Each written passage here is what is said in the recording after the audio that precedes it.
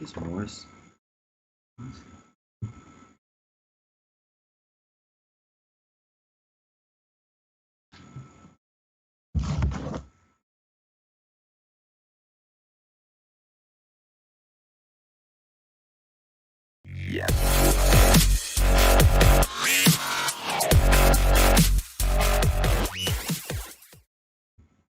What is up, everybody? Welcome to opening night NBA DFS podcast. I'm your host, Paulie D, and I'm joined by Mr. CashinDFS. What's up, Cash?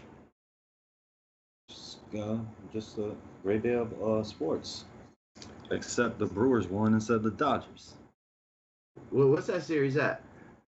It's 2-1 Brewers. 2-1 Brewers. All right. Still a lot of time to go. What is your thoughts and feelings on NBA being upon us? Oh, man. The happiest. Tomorrow's the best day of the year, every year. For me. The worst day of the year is when they crown the champion, especially when Captain P gets to win it, Mr. Kevin Durant. Yep. I'm actually a little more excited for Wednesday, but I'm just happy NBA's here. But I wish they would at least put 4 games on this first day instead of 2. But yeah, it's all about that. It's all about that TV money. Yeah, exactly. But we're gonna break it down, talk it up. The podcast will be Sunday through Thursday. NBA is back in effect. Wise streams 5:30 before lock, or an hour and a half prior to lock. Certain days, I guess they start 7:30 and 8. Cheat sheet, expert poll. Cash gonna be hitting some GPP articles. Thunder Dan will be covering some articles on the weekend. BK will be doing some cash game articles. All the content is back in effect at the Nation, and NBA is looking like it's going to be a little bit different this year. If preseason's any forecast, scoring was up in a big way, and I think there's like 2 main reasons for it. One, shot clock on an offensive rebound doesn't reset to 24 anymore. It resets to 14, so it takes 10 seconds off every offensive rebound, and just creates more shots in a game. And there's another rule, I can't think of the name, but it's essentially you can't block a guy from setting a pick. You have to let him go to where he wants to go, and it was creating a lot of offensive fouls in the preseason, to the point where guys just can't really touch anyone. So just making it harder on the defense, and scoring was up in a big way. So I think we're going to see a very, very much higher scores in DFS this year. And then we got late swap back at DK, and we got FanDuel's version of, I don't know what they were thinking, but dropping the lowest score, basically a 8-man slate. What's your thoughts on what FanDuel did? I think it is the worst decision in the history of their company. That's what I think. I think it's absolutely horrific. I think it's stupid. I think that they need to hire some DFS players because they're absolute morons. They sit at a table and they come up with this. I have no clue. I don't get it. I don't understand. It pisses me off more than you know. Are you gonna play on FanDuel? I am. Of course I am. Because I think there's a big edge there, especially at the beginning of the year, because everybody does.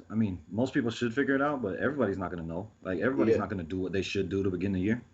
I've heard a variety of different approaches already around the industry. So, what do you think's the edge? How are you going to approach it? There's one approach.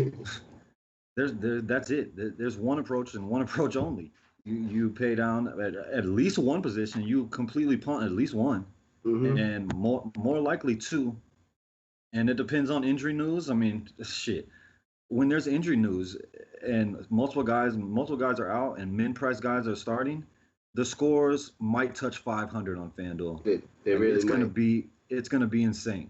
Yeah, when you get min-price or sub 4K guys going for 30 and 40, and then AD and Big D going for 70, you're gonna see some scary scores on FanDuel for sure. I just don't get it. how can you sit and be like, okay, DK did this, so let's come up with something not to copy them when their Right. product is better? Yeah. Why wouldn't we just copy what they do so our product can be better? DK is lapping you guys. Like, it is the worst decision ever. And you just said AD. AD get whoever, LeBron, KD, whoever, Big D. If you pay for them and they get you a zero, you're gonna be happy with, oh, there's zeros out of my lineup. No, your night is dead. You're over. Yeah. You're not paying Yeah. top price and getting a zero and being good. And It's just no stupid one as hell. no one's going into this thinking like, all right, I'm gonna make like a balanced lineup and I'll just drop my lowest score in case somebody gets scratched. Now everyone's just making stars and scrubs lineups, and if a big star, a guy over 8K gets scratched, you're just done because you're losing 50 points that everyone else isn't, or whatever percent of the field isn't. So it really was a bad idea in my opinion. Like in football, they copied DK, they dropped the kicker, went to a utility, and it's fine. Like I hope that eventually they change it, and I think it's going to be a shit show. Like, I think the live scoring is going to be a complete disaster. Like, at the end of the slate, you're going to be waiting a while for scores to correct. I don't even know how they're going to, if when you're watching your score, if it's going to have the lowest score out or not. Like, it's just, I don't know. I think it's a bad idea also, and I hope they do change it because I think I used to approach it like I liked playing larger slates on FanDuel because there's a little less decisions to make and smaller slates on DraftKings.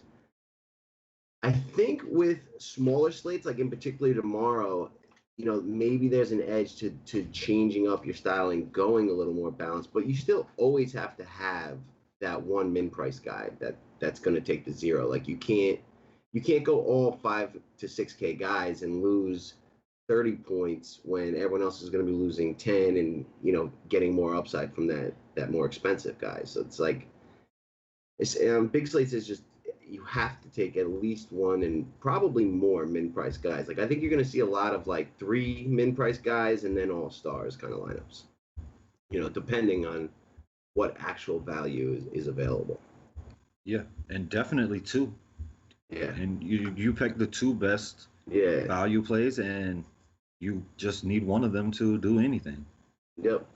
And I mean, like early in the season, there's gonna be tons of value plays that are just underpriced, and I don't know. We'll see. I'm gonna play a little too, just to like see how it goes. If there's an edge and you can make money, like why not?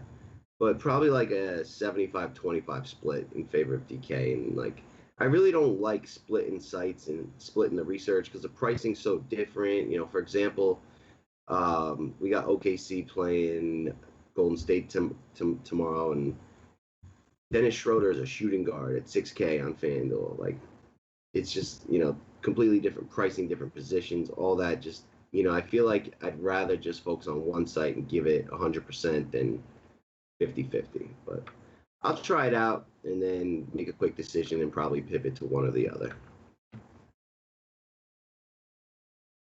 What else? Any strategies in terms of DraftKings?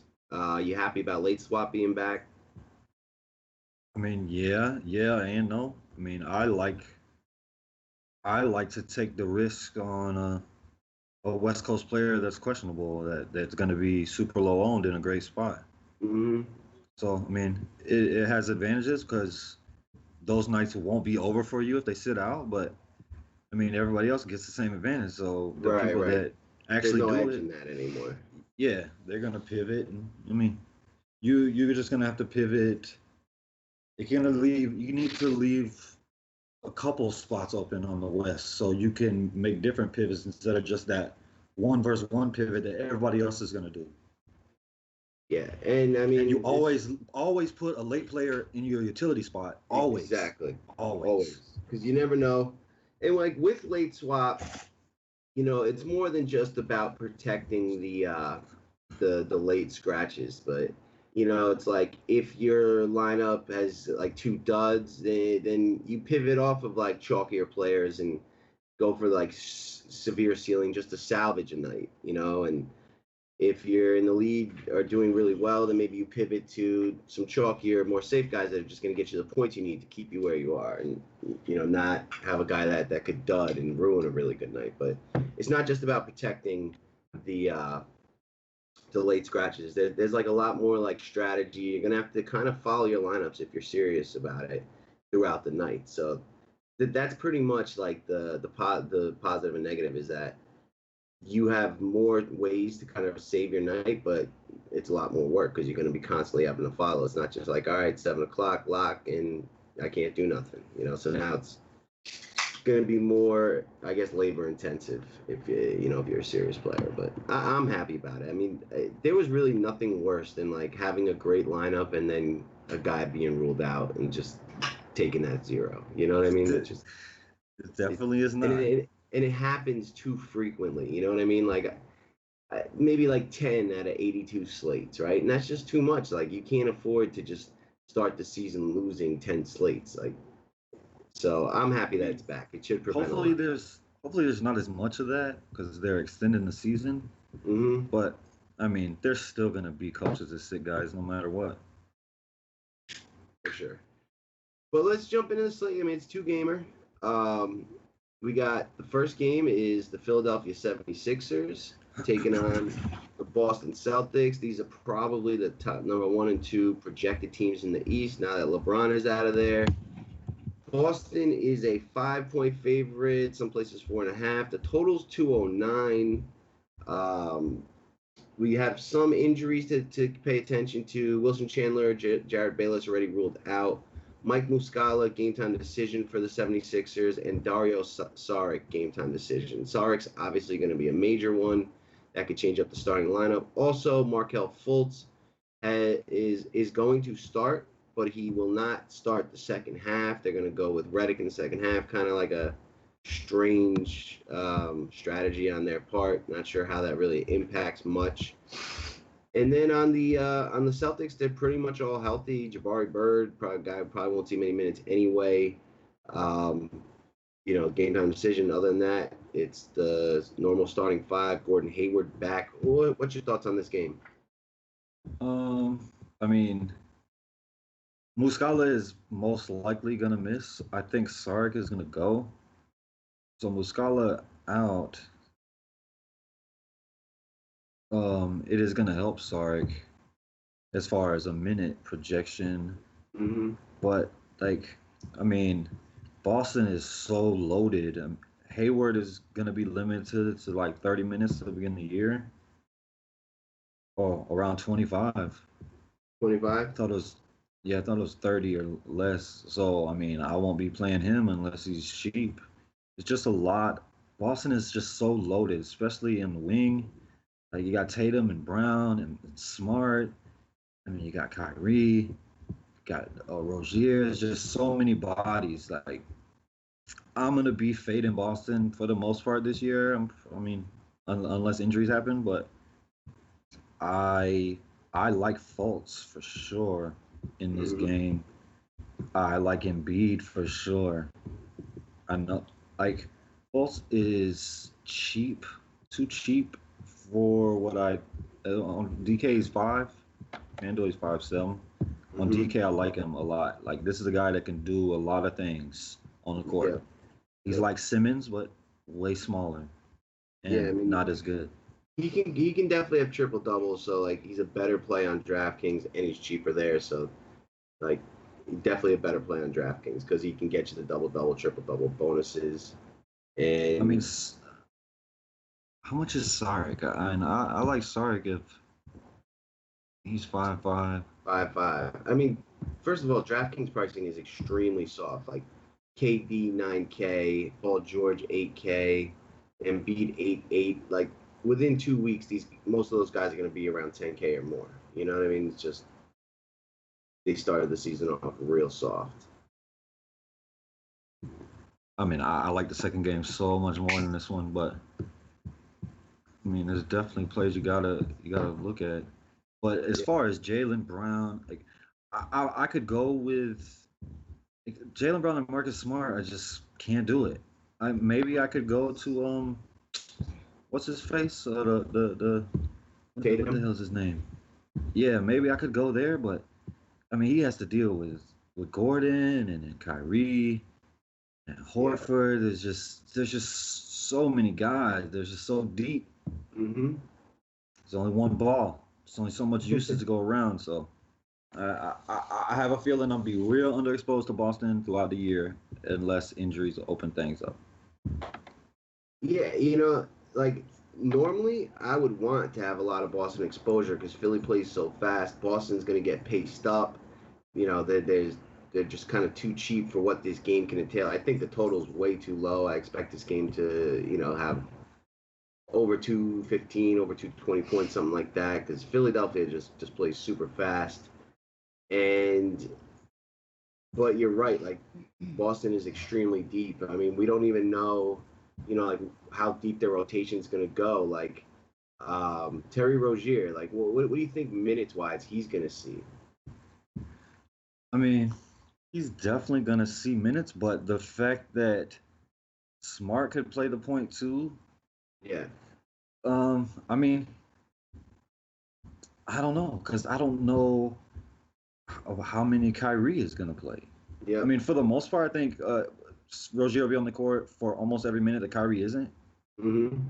But, I mean, there is a scenario where Marcus Smart is playing well, and they sit Rozier and they have Brown at shooting guard and Tatum out there. They're just real deep. And then even with the bigs, like Marcus Morris comes off the bench. We got Daniel Tyson. Yeah, I mean, is Tatum Tatum is starting at the 4, right? Yeah, Tatum's going to start the 4, Horford at the 5.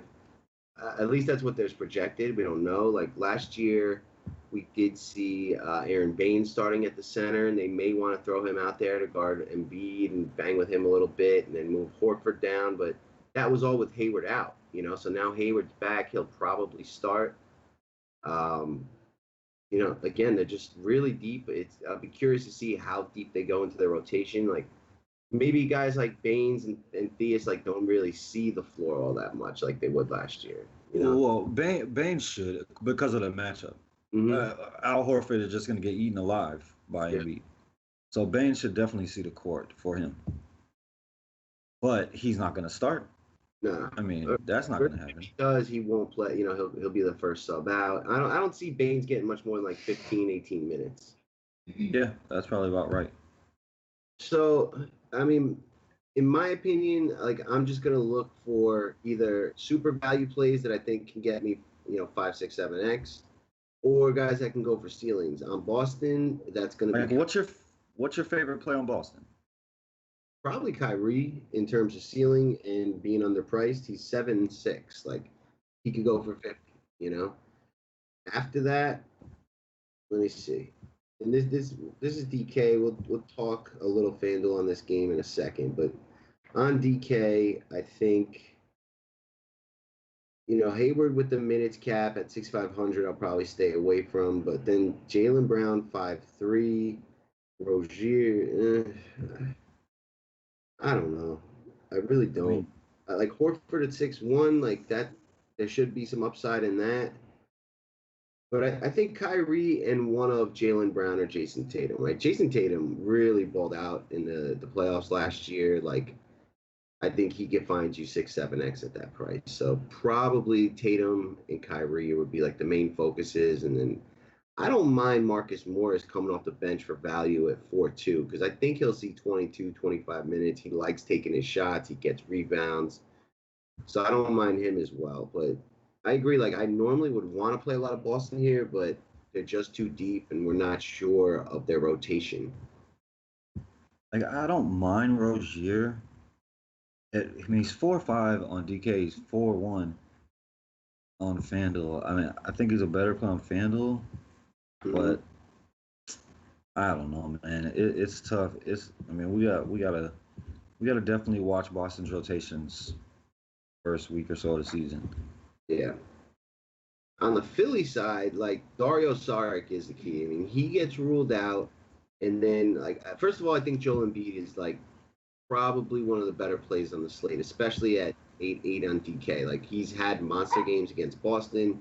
They struggle against bigs. His usage is one of the highest in the preseason.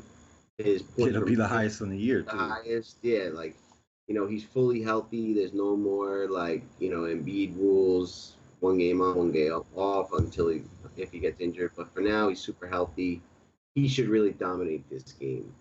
Simmons, yeah, I mean, he's like a minute. He's a minute and a half, a point and a half per minute player. kind of, yeah, exactly. And just Boston has nothing to match up with him. Well, Baines, but he's mean, not going to play enough to. Baines is a good defender. Baines did well against him in the playoffs, but I don't think he plays enough minutes for it to matter. Yeah. And then Ben Simmons is probably the guy that I'll have the least of. Like, you can't shoot. You depending on him getting a triple double, but I think that Fultz, now getting significant minutes is going to kind of cut into that. So, if Sarge gets ruled out, maybe I consider them. But I'm thinking Embiid, Fultz, and Redick especially. Like 4.9 on DK. I think he's similar to that on FanDuel. Let me see.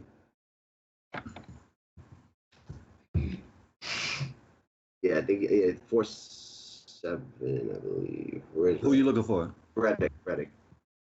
On FanDuel, you said? Yeah, he's 5'1". 5'1". Dude, I watched him, with the eyes on the preseason. Like, he had one game out in, like, China where he didn't miss a shot. He was, like, 11 for 11. He's with the Simmons and Embiid, like, he can just stay out. They draw the double. They throw it into the post. Embiid gets doubled. They're going to kick to him for open shots, especially on DraftKings where you get the extra half point for the three. I like JJ Redick. He's going to start the second half. Like, I think he's going to see starters minutes even though he's not technically starting. So I like him as a really nice value upside play. Yeah. I mean, Embiid is my favorite play of the game, and Fultz is my second. I like Redick. I can't go to McConnell because of Fultz is there, so can't do that even at 3-2. Like, I love that price, but yeah, we don't know. Those are my three plays. Like, their first round pick was this kid Shamet, and he's down there probably close to mid price, 3.5, whatever. And he did really well in the preseason, and he really played over McConnell most of the preseason. So I think McConnell is going to be behind that guy. Yeah, and Ben Simmons is definitely an easy fade for me. Like, they shut him down in the playoffs. Like, This guy was having terrible game after terrible game. Like, there's no way I'm paying 8-4 for that. I mean, maybe he can prove, like, maybe he got better in off season, but I don't care. This guy can't shoot. Yeah, he got to prove to me he can shoot before I would. There came a point last year where I just wouldn't roster him, and I didn't give a damn what the matchup was, what the situation was, because he was overpriced almost the entire season. Yeah, I can't play a guy that can't shoot. He's 10K on FanDuel, more than Kyrie, more than Steph Curry. It's just stupid. Yeah, and it's just dumb. So, like, oh my God, Kyrie is 8-4, he's 10. Yeah. So Kyrie, some of the Boston value like Tatum, maybe Brown, and then on Embiid's the lock for me, and then we'll see about Saric. If Saric's in, then I really don't want too much more than just JJ Redick. Yeah, I mean, my only plays in this game that I'll most likely only roster is Embiid, Fultz, JJ Redick, and maybe Rozier. Outside of that, I'm not rostering anybody. All right. On FanDuel, Embiid is 10-4. We already know we're going to have at least one punt. Like, we're going to play Embiid at the center spot. Really, the only other guy that maybe comes into play on FanDuel at center is if Steven Adams, who just got added to the injury report, is out.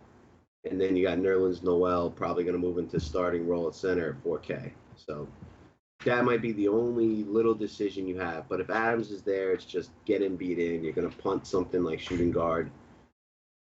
Anyone else that you're going to be looking at here, any of the super value plays maybe that have upside on FanDuel? I mean, it's probably Rozier again. Like, he's the best value. What is Fultz on FanDuel? He's 5'7". I mean, that's not terrible, but it's not great. Yeah, you need at least 30. Like, I don't know. He could get you there, but like on FanDuel, he'll need to get some steals to get you there, probably. If you think Saric's back could flare up, which I think Saric is fine, Amir Johnson would be a nice play at power forward at min price. Yep. I mean, even if Sark's playing, Muscala's out, so yeah. Amir Johnson's gonna play. So I mean, I don't mind it either way. Yeah, I mean, FanDuel now is about evaluating the punts and seeing which ones are the better ones. I think I could take a shot on Landry Shamet, but there's other What about value plays Marcus in the next game. Morris? Yeah, 4-5. You like Marcus Morris at 4-5? I don't mind it, but I'll have to see. Like, if that extra 1,000, like if Marcus Morris is my zero guy, like then I'd rather just probably use the other 1,000 upgrading somewhere else. You know what I mean? Yeah. I mean, if he gets 20 minutes, he could definitely go 7x on 4-5. Yeah, he probably will play 20 minutes, 22, 25, I would say. Yeah, I mean, I gotta like that. So if you're playing Marcus Morris as a cheapie on FanDuel, does that mean you're adding 2 more min price guys, like 3,500? I mean, let me see how much. Probably because I want some Paul George. I want some Kevin Durant. I would like a Curry. I would like Embiid.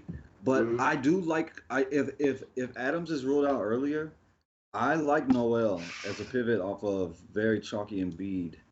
Because Noel's 4K. Like he should. Oh man, he should absolutely destroy that if Adams is out. Like, Adams was just added, right? Yeah, just added. I think it's back spasm thing too. Yeah, man. I really like Noel if Adams is going to be out. Yeah, but we're not going to know that for FanDuel. So we'll see. You know, depends. We may get that info just because it's opening night. NBA does have sponsorships with FanDuel. I mean, they have to have talked about this a little. We'll see, but he may be a true like needs to warm up and see how he feels. I don't know. Let's move on to that game. So OKC taking on Golden State. Unfortunately, the game notes have already ruled out Westbrook. Doesn't mean he's definitely going to be out, but probably he didn't play at all in the preseason. I would assume he doesn't play. Let's talk about it from that point of view. Right now, Golden State's a 12.5-point favorite. The total's 222. I think this is going to be the game that everyone really loads up on as well. But what do you like here? Oh, I mean, I love Dennis Schroeder. If he's at 6'3", I mean, FanDuel put him as shooting guard, which is stupid, but he's going to play a ton of minutes. I love Paul George. Paul George usage should be insane. I love both of those plays. On the other side, oh no, hold on. What about that? I like this shooting guard situation Amadou? too.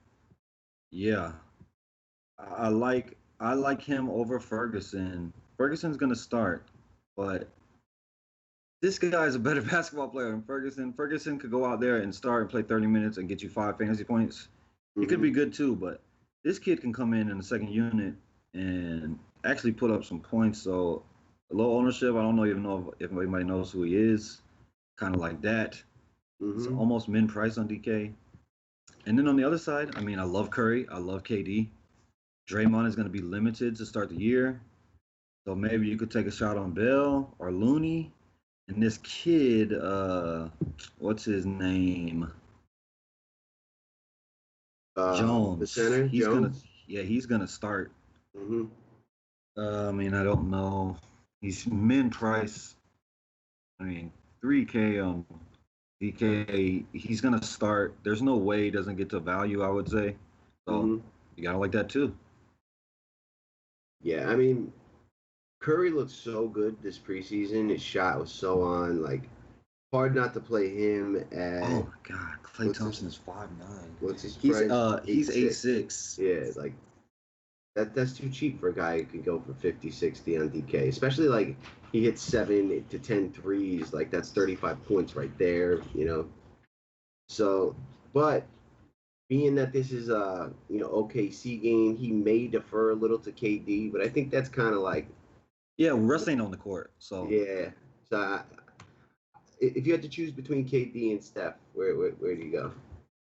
KD is 8'6", and Durant is 9. Oof. I mean, I would have to say Curry because KD Dennis is going to Schroeder's have defense and yeah, Paul KD George. is going to have Paul George on him, which is one of the best perimeter defenders in the game. So, I mean, KD is unguardable. I'm not saying that Paul George can limit him, but he can limit him more than Schroeder can limit Steph Curry. That's for damn sure. Oh yeah, Schroeder doesn't play no defense. Yeah, Draymond with the restriction, I think you stay away from that. It's really like Steph and KD, and then like if you can add Clay. I mean, Clay isn't bad at it. He's really cheap. Dude, his shot has been awesome too this preseason. It's they're probably the best two shooters in the game. Yeah, they are. And he's probably like last year was always the odd man out, like he was always lower owned compared to those two. So that's a way to get different on a 2-game slate. The good thing about him is if he is hot, they go out of their way to get him the basketball. Oh yeah. You know what I'm saying? Like Curry and KD, they just want to feed him because that man will catch fire. And like, what did he score in the one quarter? Like 40 points. 31. Like the man can catch fire. That's the one thing I do like about him for tournaments, but I don't play him often because he can also be the totally opposite and just. And he's scoring dependent. He really doesn't do a ton of rebounding, assisting. Yeah, I mean that's the main problem for me with him.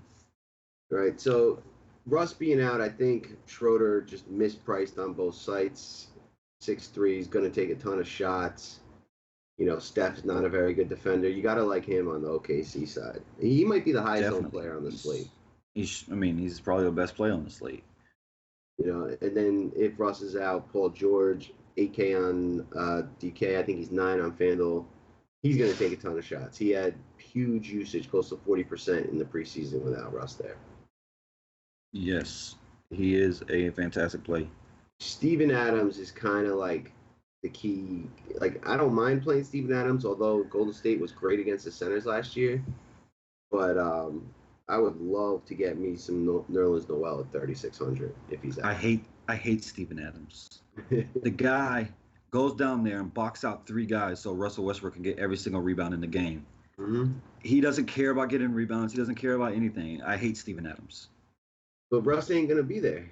I know, but he'll do it for George or whoever. I just hate this guy. I hate a guy that's not aggressive. He doesn't care what stats he gets. He could go 0, 0, and 0, and they win. He's cool. The guy, I watch him, man. Literally, he will box out 2 or 3 guys and let Russ just come get the rebound. Here you go, man. Get the rebound. Yeah, I mean, I think from roster construction purposes, PG and Schroeder are like the 2 first guys into your lineups, and they're going to be the 2 highest owned. But isn't Noel the best play on the slate if Adams is ruled out? Yeah, by far. I mean, he's 3'6". Yeah. I just don't think Adams is going to be ruled out. We'll have to wait and see. If Adams is in, could you play Noel anyway? Like, without Russ, this game could get blown out, right? I mean, that's what you'd be playing him for, is the blowout. I mean, it could, but early in the year, I don't like teams. I don't think it's as big a risk of a blowout early in the year as I would if we was 20 games in. I think he's kind of worth a shot anyway. I mean, he's a guy in 15 minutes can get. He's like close to get a double. Yeah, I mean, he could get a double. Yeah, even if Adams is there, he's gonna still get probably 15, 20 minutes. He can get you close to 30 with that much. I mean, and the fact that their power forward situation is garbage. Yeah, like, Pat and he could play power forward and Adams play center. Like he did it a lot with Cantor and Adams. You know what I mean? Yep. What do you think about Jeremy Grant?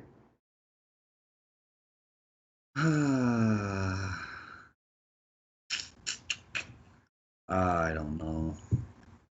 I don't know.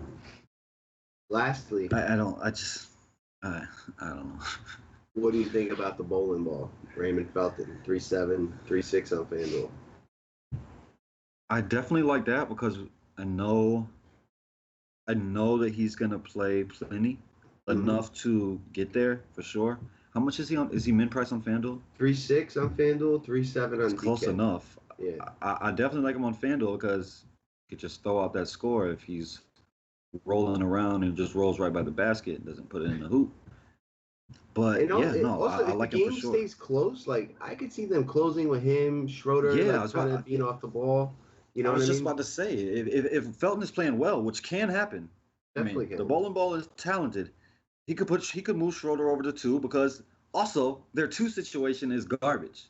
Like their 2 and 4s, shooting guard and power forward is not good on this team. Yeah, at all. But 2 game slate, you got to get a little different. Like, he's one of those guys that's definitely not going to be highly owned. If Adams is in, Noel's not going to be highly owned. Like, there's a play on this OKC side with Westbrook out. There's just usage boosts for everyone that I think will help you get a little bit different to, separate yourself from the field. You could play it both ways. You could play it as if this game is going to blow out. Yep. And this game is going to stay close. And because if I it's think, going to blow out, you can put Jordan Bell in there. I mean, that guy can rack up fantasy points with the quickness, especially against backups. Yeah. I mean, there's just a way to play it both ways. You play this game though, and if it blows out, then you want to get more of the first game. If you think this game is going to stay close, you want more of this game.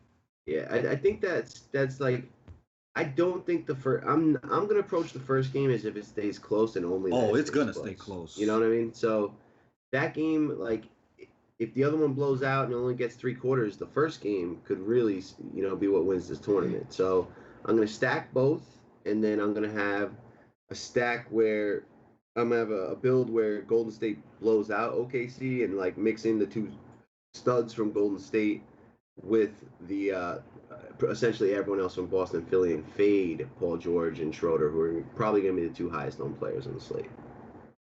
Definitely.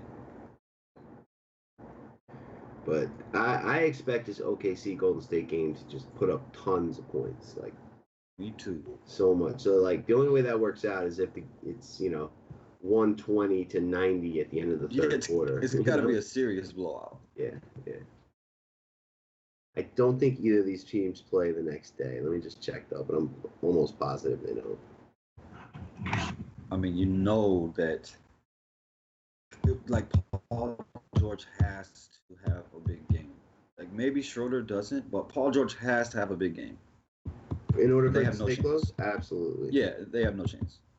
Yeah, neither of these guys play tomorrow. All right, so there's only 2 games, so let's just do top 1 play at each position, and then we'll get up out of here. Actually, before I do that, got to announce a winner. We had a Twitter retweet contest today. Wayne Montgomery won that contest. He is due a free week subscription to the Nation, I believe. Send the WiseTake Twitter your email, and we will get in touch with you and get you signed up for that free week. Be on the lookout. There's probably going to be a bunch of contests rolling out every single day. But let's run position by position, I guess, for the first night. What do you think, point guard? Who's like your favorite play? I'll do it on FanDuel. Okay. My favorite play at point guard is Markelle Fultz. I mean, it's really Steph Curry, but I'll say Fultz. Yeah, I'm gonna go Steph on DK. He's underpriced at whatever 8.8, 8.6, whatever he is. That's just too cheap. On FanDuel, it's really easy. It's Dennis Schroeder at shooting guard. Yeah. Yeah. And like with the losing, like Dennis Schroeder can definitely dud. With him being like the highest owned obvious play, I'm pretty sure I'm gonna be double punting at shooting guard in one lineup and fading him. And like if he duds, that lineup may have a shot at doing something. For me, shooting guard on DK, I'm gonna go JJ Redick. I really like him as like a mid-price kind of guy. Small forward is Paul George for sure. Yeah, that's mine as well. See if I can give you something different. Isn't Robert Covington really cheap on DK? Covington is 4.7. Oof. Yeah. I love that. I missed that. I thought he was cheap. Thing is, last year, like if Sarik's out, then he becomes a really interesting play. But when they were full strength, like he just didn't take shots anymore. So I need Sark being out to really get interested. It is a good price, especially on FanDuel. Not sure what his price is there, but where you can get steals and some blocks maybe and accumulate points that way. I mean, he'd have to make threes to get there. I'm gonna go with Jason Tatum at 5'6" on DK. I like him a lot tomorrow. Like he really balled out in the playoffs, and I think we're gonna see a better version of him in his second year. I mean, the kid's like 20 years old. Like he's gonna steadily improve. I think I remember you telling me he's the best player in the draft last year repeatedly. So who? Jason Tatum. Oh yeah, man, that guy's a stud. So 5'6", that's probably a little too cheap in a pace-up game, and I don't think Sark's going to be able to really slow him down. I mean, he's the best player on Boston Celtics. Yeah. Power forward. I don't know. I was just looking. I don't know. I mean, on FanDuel, this is guaranteed the position you punt. I mean, I'm gonna say, man, it's just. I'm not gonna say Patrick Patterson. I think Patrick Patterson's gonna start, but this guy is like the worst fantasy player in the league. I'm gonna say Kevon Looney. Yep. He's min price. Yeah. He's gonna play minutes with he could play center and power forward. I'm gonna say that. Yeah, with Draymond being a little limited, he's gonna get those minutes. That's probably the best punt on FanDuel, in my opinion. Where's Bell at though? I don't see Bell.